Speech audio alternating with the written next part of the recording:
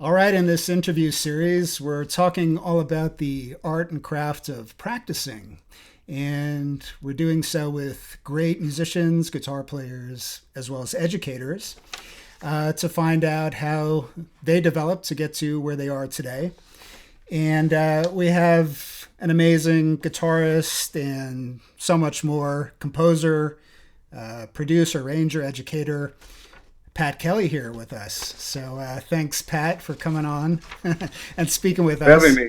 Yeah, I feel like going over your bio, there's so much that we can learn from you. I mean, just like the people you've performed and recorded with, George Benson, Natalie Cole, David Benoit, Ronnie Laws. There's so many, as well as all of your studio work that you've done. Um, One thing I thought was really cool were some of these TV show bands that you've done, like Merv Griffin and Pat Sajak, Carol Burnett. That's so cool Good to me. gigs. Yeah, and sound like a lot of fun. Um, And I know like you played with great players there as well. Now you've also released a whole bunch of your own recordings, as well as a couple books that I saw, which are available from Mel Bay. And by the way, we'll provide links, to people either later in the video or in the text of the video. And as an educator, beyond that, you've taught at the University of Southern California for many years. I'm not sure if you're still there, but I know that you oh, were involved. 24 years there, though. Yeah. Yeah. So that's amazing. Yeah. It might be interesting just to start off by talking about this general idea of how practicing changes through the years. Because for me, there's a real sort of distinct separation between the more beginning student, where I think that kind of exponential growth is a lot easier if you're serious enough about it. But then sort of you get to maybe a mid-level or more advanced player, and then maybe it becomes a little bit trickier to know what to practice. Maybe if you can reflect on that a little bit. Yeah. Well, it certainly changes a lot, uh, no doubt, because let me set this down for 1 second. You got me really reminiscing here when you ask about doing something about practicing. And I started going through some things. Believe it or not, I've saved lesson material that's 60 something years old. Okay, that's good to Yeah. know. I mean, I've saved from several teachers. My dad was my first teacher, and I started playing when I was 5 years. I'm 73 years old now, and been playing since I was 5 years old. Like Wow, that's amazing. basically every day. I'll Yeah. tell you about a little pause I had to have here later, Okay. but w- uh, it's been my whole life. I mean, I was a serious little kid, real serious about it. I mean, I wanted to be a professional musician, almost since I day one, Wow. And so anyway, my dad taught me first for 2 or 3 years, and we just learned songs and stuff. I mean, my dad was not a professional guitar player, and he was more of a singer. And really, we played a lot of tunes like steel guitar rag and all sorts of different other tunes, that we just learned and so forth. And he would have a couple of jam sessions, and I'd start getting to sit in with those guys probably when I was 7 years old or younger, because I could hear on those simple songs, where the chord changes went and everything. Uh, Now, at this point, would you say that your dad did he try to sort of formalize your practice into a routine, or was it more loose and fun? It was more song Yeah, it based. was it was more loose, and they never really had to do that because I just loved to play. And so at that time, I don't remember that there was any real serious routine. Now, when I was 8, my dad says, "Okay, I got to put him with another teacher now because he's I've run out of how Okay. far I can go with him." I was already moving along, so I wanted to show you. So I dug up, from my first teacher. I got out of this box a stack of things that we worked on. Now, this guy, his name was Bill Davis, and I grew up in Tulsa, Oklahoma, so that's where he was. And he started me reading. Okay. Fortunately, I really owe him a debt of gratitude for that, for starting me reading. And it was torturous at first. We have, so we started going through all these Mel Bay books. This is something, this will crack you up. Like, now I didn't go this far in the Mel Bay books, but this is number 7. It was $1.25 at that time. I love the way those old books. I have some of those. These still look almost the same. You can still buy these. I mean, I don't know about 7.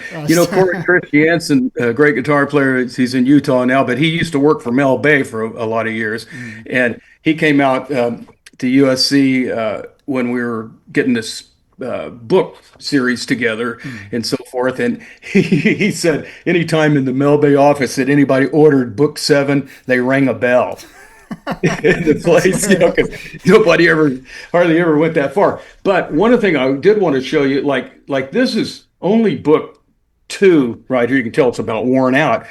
And there are some things, this is something for teachers. I've got a couple other things to add about this that were things that were boosts to me, and how you can help a student really want to go forward, Okay. So in this book, there's a credit certificate that your teacher can fill out at the beginning of this.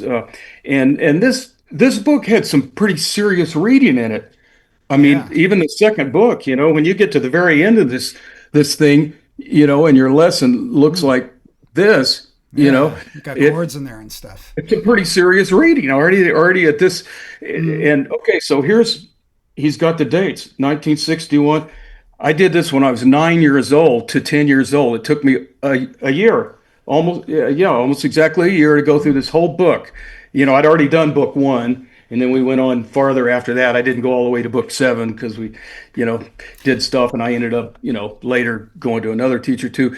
But but just to see that, somebody gives you an accolade like that, it's like a pro thing. We also use these things where some of the older guys might remember these old Wahoo guitar methods, and they just had simple songs, and so. That's primarily what I did with that teacher. And boy, I do remember it, some of that being torturous, because at first, because I, counting, man, I didn't want to, having to count that stuff out. But once you get through, a certain part of that, as and start getting your note recognition together, and then it starts to be a little bit more. What's really interesting to me about what you're saying is, you describe it as being torturous, yet at the same time, you obviously were very compelled and motivated and driven. It sounds like to do this. I mean, do you remember? Determined. I knew I needed to do this. But do you remember your mindset? Did you hear music and just love it, or did you imagine yourself as a future professional guitarist? Like, what was going on in your mind that was giving you that motivation? I totally imagined myself as a professional guitarist. I've always imagined that, even when I was a kid. That's probably why. And at the same time that I was doing this, at this age, well, not at 9, but this will be a little bit later, when I was still like in elementary school, and I was already with another teacher by this time. I'll talk about what he did, which is really interesting also in a minute.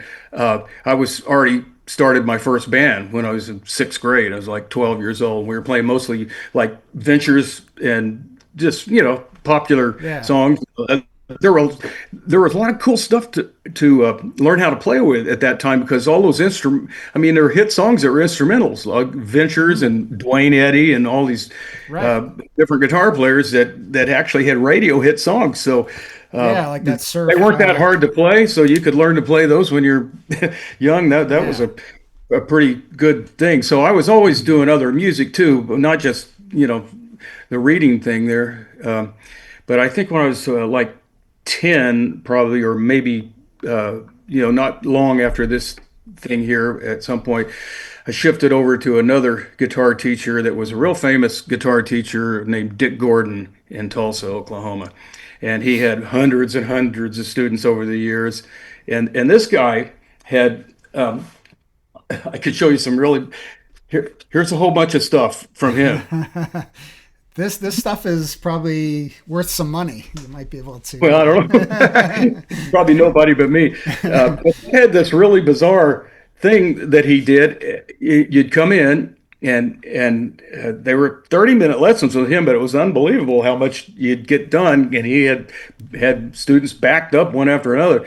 But he had this method of writing out in these kind of books here, um, kind of a tablature thing. Like here's Wildwood Flower and famous country songs. Here's Wolverton Mountain. There's a bunch of, what were popular songs, at the time. 40 Miles of Bad Road, Dwayne Eddy tune, Rebel Rouser. I think this is the very first book I had from him. So these are the strings. There's no rhythm on it. Just just That, the fret in the string. No rhythm okay. whatsoever. So what this did was create a great ear training program in a way. I mean, you had to know how these songs go, but everybody knew these songs. I mean, we all heard the same Okay. songs on the radio in those days, not like that today when nobody knows what the heck's happening because there's so Mm. many fragmented segments of music. So, you knew how it went, so you learn these songs and so in this portion, he had three different things that we did basically. In this portion, you can look here and see, I mean, by the time I'm like 11 or 12 years old, I mean, I know 100 songs. Wow. Probably. I mean, there's a list of these songs and stuff on here that we've been working on, that Man. I was already playing in another band a little later by that time because I started a band that turned out to be a real serious little kids band when I was 13, 14 years old. It was a junior high school band. And could have, if we'd been in California, I think it could have been a real hit band. We had like five guys that could sing and were all good looking, and you know, it was a cute band. But so we did some. The other thing that Dick did is he had this, and he made everybody sing, whether you could sing or not. Okay. And I could sing okay. And he put on programs too, where you'd have to perform. He'd have a small program that he used this IOOF hall for, and then he'd have Okay. a big program where he would rent a high school or he got the use of it or whatever. And it was a Right. big stage with a big audience, and some of his Right. better students would play on it. And there's stuff in here about, the more advanced chords. And then we did some reading with these big note things. So I did some of that with him too. But anyway, that was kind of my, uh, I'm really impressed with how serious and involved you were at such an early age with music. You were like deep in it already. I well, mean, so I was practicing this stuff all the time because I wanted to go in and be able to play my song or my lesson or whatever. And let me just mention one other thing that has to do with this teacher, Dick Gordon, that when I was talking about things that propel a student uh, by encouragement and so forth, which I mean, I realize now how huge that is if you're a yeah. teacher that's trying to teach. Here's something that Dick at a certain place when he thought would present this, and I still have this framed. It's a certificate of award that has my name, Patrick A. Kelley, course, professional on the Spanish guitar, 1963. So I'm uh, Hmm. 11 years old. Yeah. At an early age, those are really rewarding to get those Oh my kind of gosh, yeah, things. and it's signed by somebody else that's like I guess has to do with some sort of certification thing. I don't know. So, but Yeah. you get something like that, and it says the word professional on it. So it's Yeah. like, whoa, man. I mean, that's a Hmm. thing. It's hard to estimate how huge that is to a lot of Hmm. people to want to keep going. Because you Yeah. got to keep pushing through it. After there was a time when I needed to leave him too, and from there I took lessons in high school from a rather famous guy. I don't know if you know who Eldon Shamblin is, but he was the Hmm. guitar player in Bob Wills and the Texas Playboys Hmm. and kind of a real big hero there in Tulsa. Now, I never worked on Western swing music with him. We worked almost exclusively on just playing what people call chord melody. I never really liked that term a whole lot, but Hmm. but Right. what else you got to call it? We worked on playing solo guitar, Hmm. and my mom would oftentimes, she worked downtown. She'd go to Jenkins Music Store and pick up a piece of sheet music. Might be something like "The Hmm. Shadow of Your Smile" or uh,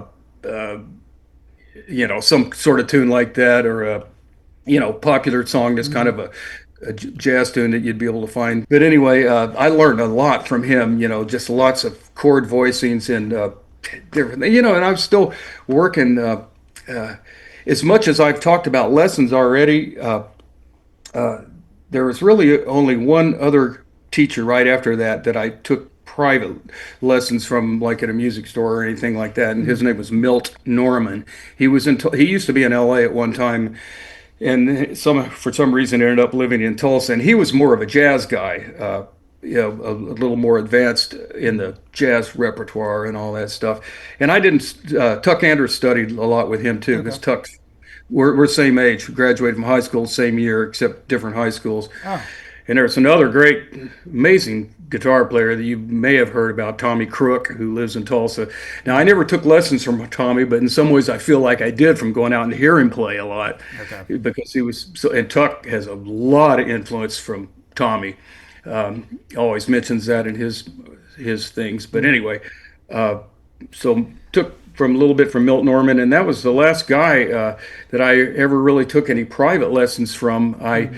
When I was 18, I drove to California. My first trip to California to attend Howard Roberts' 5-day seminar. Now, Howard was my idol. I mean, Howard and Johnny Smith, and several of the other guys. But I loved Howard because my dad had a friend who brought some records, some of those Capitol records over when I was about 12 or 13, and man, it changed my life. It's like I Right. want to do that. I want to play jazz and do studio work. And Like he Howard, so he I still have the booklet from when I was 18, all the material that Howard, and this is when I really started to practice more scales and things like that. Mhm. Before I was up, playing mostly, even with Eldon, I wasn't really practicing scales. I mean, 'cause I could already solo a lot because I played a lot of blues and all sorts of other stuff, Mhm. and had been working on that quite a bit. But this is when I mean, started to buckle down on that stuff more. Where the practice sessions were, you know, and especially in my real early 20s, man, I was really shedding all that stuff.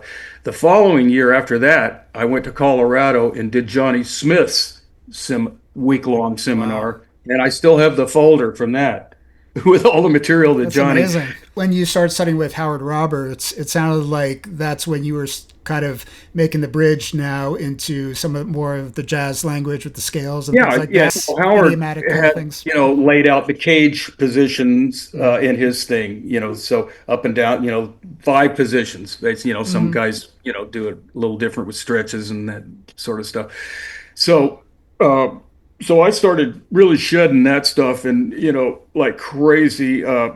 And I had a routine that I try to get some of my students to do too, because you want to be able to recognize this stuff without thinking about it. I mean, that's one of the reasons for practicing it. We know that just playing scales is not enough to really develop the jazz language by itself, Mm-hmm. but you got to learn how to play the instrument, and obviously practicing that sort of stuff. None of these shredders or guys that play really fast have gone without practicing all kinds of stuff like that, because Mm-hmm. that's how you get your picking technique together as well Yeah, as your left hand sure. and all that. So uh, I mean, I did this so much where I would definitely have a blocked out period for working on fundamentals like that.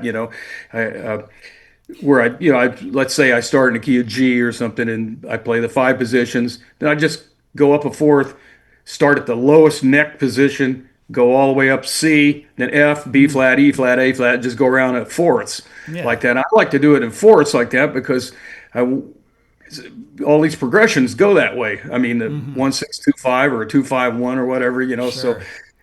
just kind of getting your mind where where you can just rip those fourths off like I just did right there without thinking about it.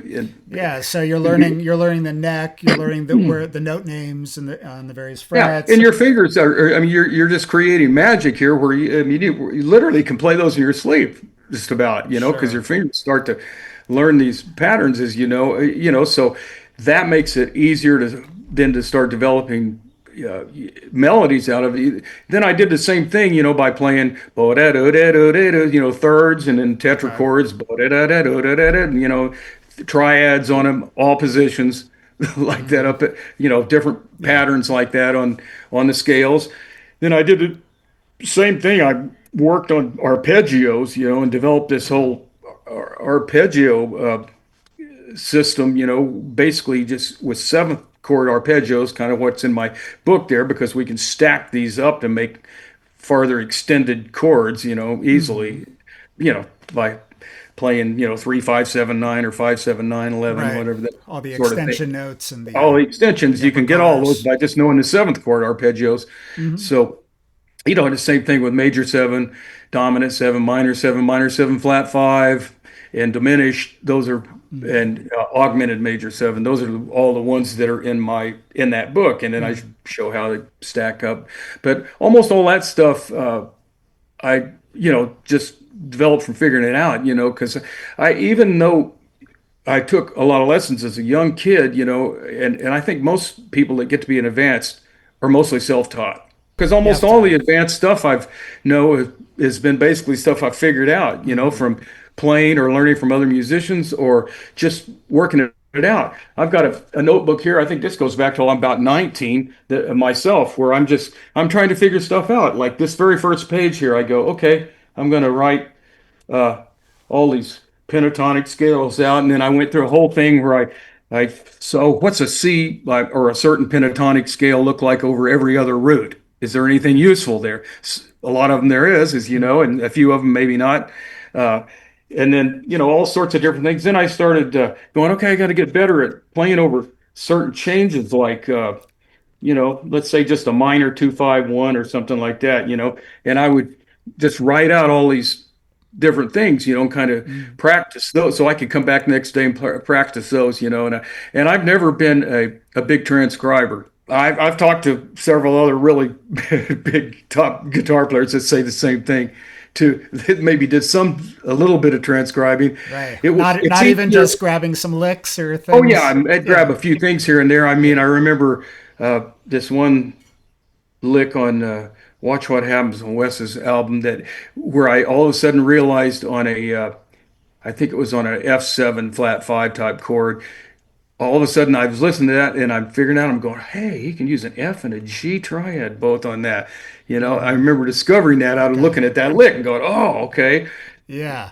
I look at the G chord and go, okay, well, what notes does that produce over that? I figure this stuff out. Oh, okay, so that's going to work in some other way. So Right. So we you all got have, a whole concept from yeah, that. exactly. That's the Yeah. whole thing. You take a concept and then Hmm. you have to be the one that works on it yourself. I mean, because Yeah. if I have a student, I can give them a certain concept like that, but they got to work out a bunch of stuff on it to really Yeah. useful as it could be. One other thing, real quick, reading. In those days, I was talking about where I was. I particularly remember, right after I moved to California, super heavy practicing. I mean, that's all we did. We played all day long. I mean, and then jam sessions and gigs. But part of that practice, I would break up into reading also because I knew I got to get better at this. I got to get to be a pretty good reader. And later in LA, I was even still thinking of that because, man, to cut certain things, yeah, boy, you don't want to not be able to get through it.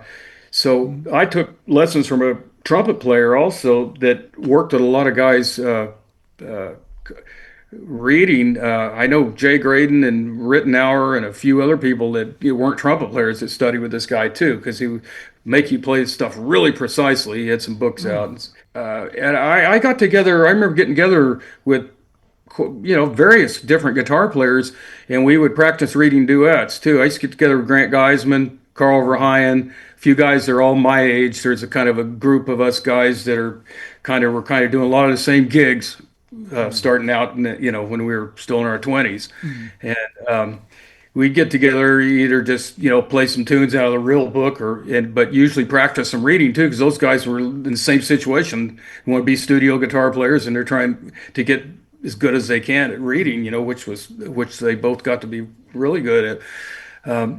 And So that would be kind of a fun way to do that too. But most of the time, I think I was just, read, but, if there was, I remember a couple of books that, they had some really difficult rhythms that, maybe I go, okay, I got to suss this out and figure out what the Hmm. heck this is or how do I play this here. But, if it was something else. I did use a lot of clarinet and alto sax and flute, and it's just I still got a lot of those books. I think I might have handed a few of them off, but just things to read, to Hmm. make part of it.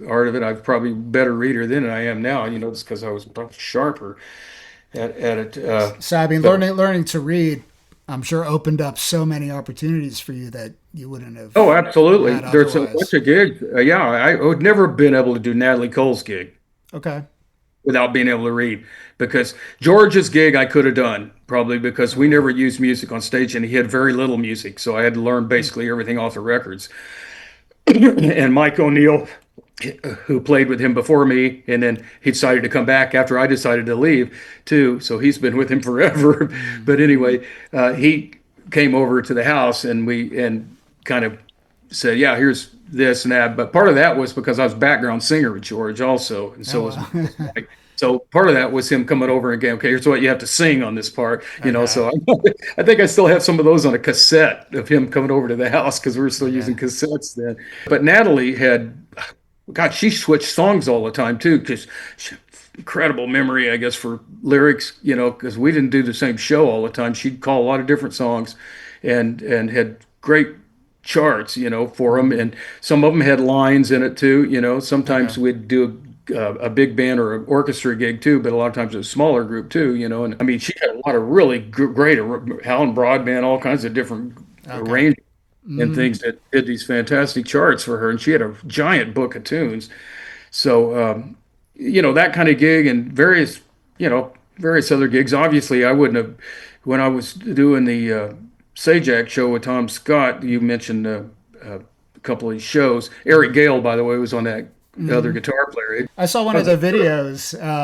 The band sounded great on there. You guys oh, it's a sounded good band. like, Yeah, it's a really good band. Two guitars, two yeah, keyboards, and two saxes. It was like yeah. in the And band, those, really, but it was a great band. And I was going to say that kind of gig, you wouldn't.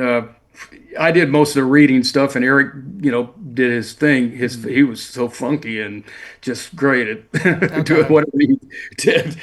So But reading was important for you that would to have been make it. important there. Now Carlos Rios did that gig just a little before me, and I don't think he reads much at all, but he's a fantastic guitar player, and evidently, if what everybody says, has a mind that he never forgets anything or something, so he can listen to something to just remember it. So Okay. I mean, you could learn all of Tom's tunes and stuff, but Mm, we used a lot of my music on that show too. Tom was very oh, really? generous, used because I wrote hundreds of songs. That's I had a awesome. lot of instrumental tunes from stuff I'd been doing in bands I'd been in, and was really writing a lot. And I had really good penmanship. I learned, and now I do it in the computer, but Mm, I learned how to use the right kind of pen, do everything where mm. they look beautiful and they were accurate. That made a Wow. huge difference in the money I made on these songs from Merv's show and that show and all Mm. these shows because I would be able to bring in charts that could be read down. I want to ask you about George Benson a little bit. What were some big takeaways maybe that you got from him, either about, I don't know, his work ethic, his energy, his, did you see him practicing or noodling or would he Yeah, just, yeah. He always had his guitar with him, and he was he was so funny. He'd get his guitar out in the airport. okay. A lot of times he'd be carrying his guitar on, and he sometimes people would come up. A lot of times people didn't even know who it was. So he'd play, but he was always playing, and he used to always say, yeah, just be yourself, play, do your thing, and Hmm. that, no, uh, didn't really care about anybody trying to copy him necessarily, although he was a humongous influence on almost any jazz guitar player. I mean, Right. gee, I was But he totally, wasn't trying to control you too much. He no, was not at wanted all, you to not at do your all. own And he thing. was very, very nice to his crew people and uh, sound monitor people and everybody that around like that. He was always very courteous. Never ever saw him yelling at anybody or anything like that. Like you hear sometimes. Some So yeah, he was Would you good. Yeah. would you say that when you get these opportunities to play with such a monstrous player like Benson, that's something that really lifts your own playing in a way that nothing else can? Well, it's just playing with great players in general. I mean, I that was always one of my main things that I wanted to do was just play with great players, uh, and make music. I mean, that was always more in my mind than whether I was a humongous star, probably, and that sort of thing. Right. Yeah, there was nothing like it. I mean, I was in such a awesome band when I first moved to LA. Also, I lived in San Diego for 4 years, by the way. I didn't mention that when I first moved to California, which turned out, I mean, those were the years when I was really practicing heavy, and everybody was so into music. And that was probably a really good move. I don't need to go into why I moved there first instead of straight to LA, but my plan was to go to LA. But being in a slightly smaller place like that, boy, I think it really turned out to be great because they were doing lots and lots of jingles down there at that time. There were two or three companies that did. That's mostly what they did. They did a few other kinds of sessions, but they did lots of commercials and jingles. Okay. And I fell into being the main guy. I did almost all of them down there for That's the last amazing. 3 years I lived there. So I got a lot of experience there before I went up to LA. And were you getting called for all sorts of styles when you would do these jingles, In rock, San Diego. jazz? Oh yeah, Yeah. yeah, for whatever they were doing. Yeah, yeah, we did a lot of different stuff. Yeah, because I grew up playing all kinds of different styles. I mean, I was in a clear in Tulsa before I was in a nine-piece soul band with horns and doing Mm. all the that was when I was 16 years old. I got all the rest of the guys were a little bit older than me, and we were playing nightclubs and all kinds of stuff. I'm just playing all the time. So grew up playing all kinds of different music. I wouldn't be. Let's see. Well, I'm not a shredding rock guy like Steve Vai or something like that. My rock playing is probably be more in the line of Hendrix and Clapton and Stevie Ray Vaughan, a little bit more blues bass and everything. I remember playing on Bill and Ted's Excellent Adventure, and I did a lot of the background stuff, and they got, I think, Steve Vai to do the shredding stuff there because He's he was incredible, way Steve better Vai. than that stuff than me. When I moved up to LA, one of the things that helped everybody get is that we had this band led by a really great saxophone player named Dave Boroff, who kind of drifted off into doing some other things later. But the band had Vinnie Colaiuta on drums, Neil Steubenhouse on bass, Barnaby Finch on keyboards, Michael Fisher, and we were all new guys in town, basically Oh, really? in our Yeah. 20s. And Wow. Vinny already sounded like he sounds. I mean, it was just ridiculous. The Yeah. crowds that we drew. We played for 3 years at this place, Wow. starting out one night a week, and by the end, we were playing 3 nights a week. And I mean, every night we were playing there, we would have in the audience like Al Jarreau, Stevie Wonder, Bill Champlin, Jay Graydon, Tommy LaPuma.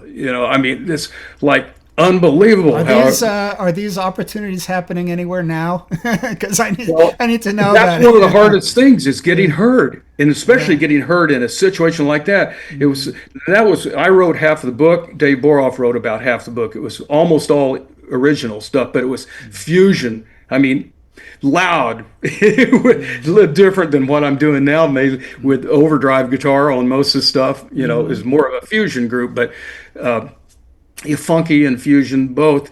But Vinny was a big part of that excitement, obviously, too, because he was just so extraordinary always that, people want, but the whole band was just killing.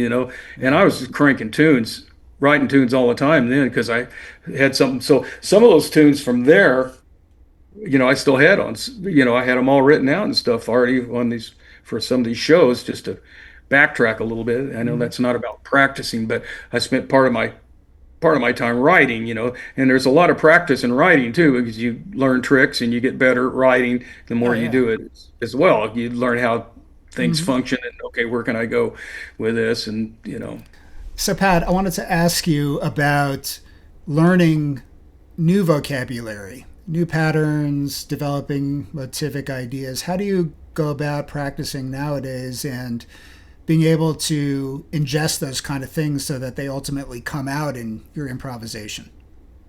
yeah, um, mostly now my practicing is just playing tunes Mm-hmm. primarily, uh, unless now sometimes.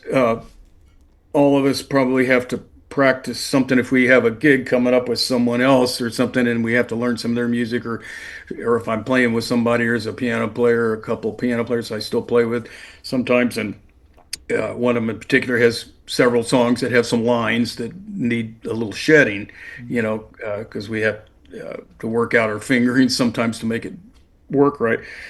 So that kind of thing is sort of a different kind of practice where I might say, okay, I gotta shed, you know, a little bit of this before this gig or something like that. But Mm. other than that, I mostly just play tunes. Now, I'll take a tune and just play it, over and over again, exploring things, I mean, like without really worrying about whether I'm completely, uh, you know, liquid in my ideas and everything. Especially if it's a newer song that I'm trying to incorporate internally, you know what I mean? If you want to get really loose on a tune, you got to really know it. I mean, the changes and stuff. So, and that means for anybody that's just starting to work on this kind of stuff, not playing the same voicings every single time, where you lock into just that's where the chord is. That's the only thing I know on that or this and that. So you Mm. mix it up and it's so that you're still keeping track of the tune and everything. Like if I was playing shoot, I don't know, I'll play the melodies first, a lot of times just to because I want to be, pretty accurate on the melodies and on the tunes and Mm. stuff, and then, you know, chordally or combination of chords and improvising or just improvising with nothing else, getting where you can play the tune, with no accompaniment at all, and which is usually the way I Mm. practice now, because Okay. I've got a good sense of keeping the beat going. That's not always an easy thing for beginning players that are, just to internalize the Yeah. How beat. did, how did how did you work on that? And what is your I don't know if I sense? worked on it other than just Okay. playing all my Mm-hmm. whole life. I Mm-hmm. mean, uh, I did use a metronome a lot for just practicing scales and things like that, just because I Mm. kind of back in the day, when I was doing Sure. that all the time. Mm. And then occasionally it's probably a good practice maybe to put the metronome at 2 and 4 if it's a swing tune. When you improvise over a jazz tune, do you think about it in terms of any kind of development? I mean, I know some players kind of do obvious developments, like Wes Montgomery. Will Yeah. layer kind of chords, octaves, and then but you have other players. I don't know, maybe like Keith Jarrett, who it's more of a flow. It's just more of. So I'm just wondering about your thought process when you're soloing, which way you tend to go. Well, I don't know which way, which way. There are certain kinds of songs that lend themselves to what you're saying more, maybe more than others. If it's a song like Impressions or something that has, Hmm. a definite kind of 8 bar, 8 bar, Hmm. configuration like that, uh, where I might start, at the beginning of a new chorus, maybe a slightly different kind of idea that I can kind of follow Hmm. through. It's good a lot of times, to play something that kind of relates to what you just played Hmm. too, so you want to kind of keep something uh, so it's not so random that there's nothing you can remember Hmm. uh, in a solo, Sure. Yeah. The some thread of the repetitive idea. Yeah. some repetitiveness and learning how to take a motif over and then it goes to another chord and you can still do the same motif maybe where there's Mm. certain things that are fairly easy to do that way on the guitar just because of the way it looks. and it's laid out. We Positions. can see chords and patterns and shapes that I would imagine are a little bit different to think of like that than it would be if you were playing trombone or some other instrument that Yeah. didn't have that visual that you Mhm. see there. I I kind of base everything around chords. Okay. If I see where if I have a chord somewhere on the fingerboard, I know how to play all kinds of stuff over that, all over the neck. Hmm. And especially right in that position, but wherever else. So I'm following the chords through. I've got the arpeggios and all that stuff down to the point where I can put all these uh, alternate changes, here and there, and you Hmm. can really hear them, or the moving changes, like a lot of tunes where that we might have I mean, there's tons of tunes that have some kind of chord progression that goes like from C major 7 down to an A7 altered chord, right? Hmm. So we might, you could play C and then just something over the A altered chord, but you could also play like C, F9 or F9 flat 5, E minor 7 flat 5, then the A7. You could play four chords there, Hmm. So there's a voice leading and all that. Okay. And there's a particular note that moves straight on down and chromatically to the Hmm. A7, but there's some other stuff too. So I've got that stuff down enough that I can articulate all those chords and still make it sound like a consistent melody. Do you spend a lot of time putting things in different keys? Will you take these standards and run them through different keys, or is that Uh, not a big thing for you? Not as much as I should, probably. And me neither. I, I need to do that more. I always think about it. Yeah. if you're working, I do some songs sometimes with my wife. She's a good singer. We don't really do many gigs or anything, but a lot of tunes some of the tunes that she might sing that I might know might be in a different key for that. Like you Yeah. run into with sometimes, especially female singers. A Hmm. lot of the tunes for some reason and that we've learned them in seem to be more often in male voice keys. Right. When I was teaching at USC, we did do some transposition stuff. That we had a list of songs that guys were supposed to learn every semester, usually about 7 tunes, something like that, and they were supposed to be able to transpose those too. So I would practice with them playing these different, uh, you know, so it's good to go through if you are able to see what's really happening in the songs, unless it's something real tricky. It's not too hard to transpose the chord changes into another key. I mean, if you can start to look at it like, one of the first things that you know beginning jazz players, will often, or if they're just learning chords and things, a lot of times they're trying to memorize almost a list of chords for the song, which is rather than looking to see, okay, this happens in a million songs where I've got Mm. a 1 6 2 5 at the end of this tune or Right. something like a certain progression Or the here. context of the chords and how Yeah, it they. happens. Okay, you don't need to memorize anything for that.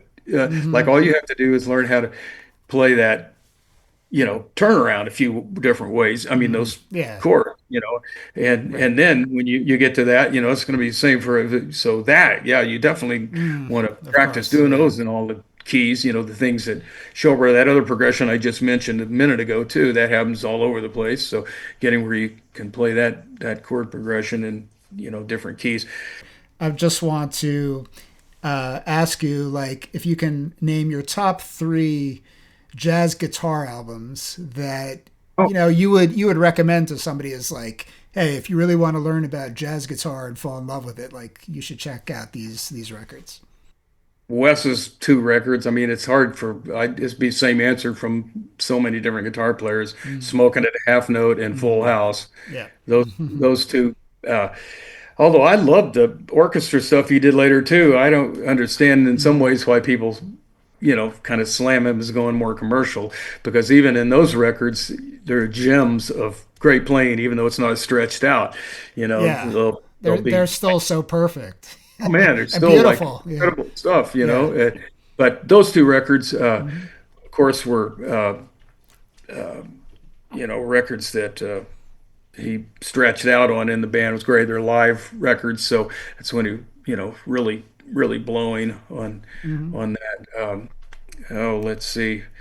I really like Johnny Smith also. I Yeah. mean, as far as somebody to listen to, funny, I just listened. For some reason, I don't know why this popped up, but a few days ago, I hadn't listened to Moonlight in Vermont in a long, long time. Mm. And boy, when I heard that again, I thought, oh my God, how did he even play a couple of those chords? Yeah. Uh, Yeah. I love because his playing. the voicings were, I mean, those are the ones that you really got to have long fingers to play a couple of these chords that he played with those close voicings. What would you say would be your top two or three jazz standards that you would give to a newer player, somebody that's maybe coming from blues or rock, and you want to start, giving them a couple tunes that they can, start experimenting with a little bit of jazz soloing? A lot of people use a lot of the same ones, and it's probably good. That way, various players know the same ones. Tunes like Autumn Leaves and so forth Mm-hmm. does have a couple of interesting things in it with those minor 2-5-1s that, it becomes a song you can work on that sort of stuff Mm-hmm. with. Sometimes too, just a simple to one of the things we do it maybe sometimes at the Monterey Jazz Festival camp, which I teach on, because I'll do a combo. It's not all guitar players, there'll be other people in that too. We'll, take a tune like So What, or, it's an easy tune like that, and try to get players to learn how to feel a phrase, because it's not always, some people it just comes natural to, and some people have a hard time feeling what 4 bars and 8 bars feel like. Mm-hmm. But a lot of that has to do with what you're playing inside of it too. So I used to do this exercise. I've done this at clinics with guitar players a lot, where I say we're going to do this thing now. We're just going to play on a D minor chord, and so I want you to play. I'm going to count 1, 2, 3, 4, and then you're going to play some kind of idea that lives within the first 4 bars of that. Mm. Then you're going to count 4 bars out loud with no playing. Okay. And if you don't know where one is on that fifth bar, I know you don't know what you're doing over here. Mm. If you can feel that, so okay, so if you can't feel that, you got to simplify your playing to begin with. If it means nothing but playing whole notes Mm.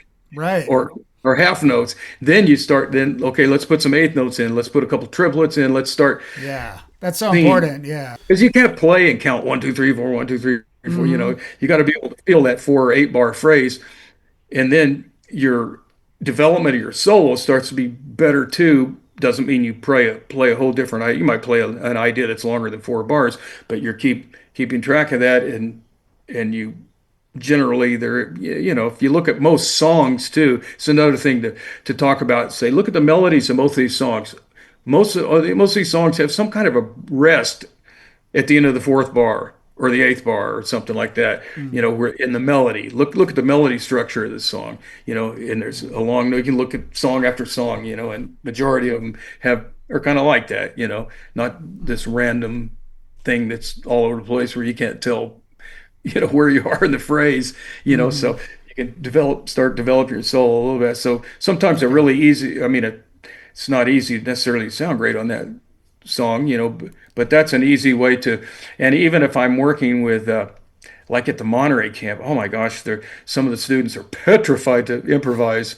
I mean, the trumpet players and different, I'll have a combo. Everybody's going to solo on this now. We're going to just vamp on this D minor. You're going to solo on this, okay? So, Yeah. if and so I might say, okay, this is a great way to learn this. Just simple as try it, okay? Here's what I want you to do. I want you to play D, F, and A, and just those 3 notes. Or maybe I'll add a C to it if or something, just making a Mm. minor 7 chord or whatever. And just play, if they, because we'll have students in there that have never improvised, have no idea anything. So it's very scary, it's, Yeah. yeah, Yeah. no one's going to die here, Well, Yeah. Pat, I want to thank you so much for coming on here and talking to us about practicing. I'm going to follow up with you to see if there are any links or things that you want me to include, in the metadata of the video. I don't know, maybe you can tell people now, though, as well, where to find you online, your website, or any other. Yeah. Well, I probably YouTube channel is the Pat Kelley guitar. Okay. So there you go, and we'll have to meet in the middle here sometime, or on the East Coast, Hmm. or if you're At some out point, here, yeah. and do a little playing. You're a great guitar player. I Uh, know. I heard you play too. oh, thank you. Yeah, it'd be wonderful to meet up at some point. But All right.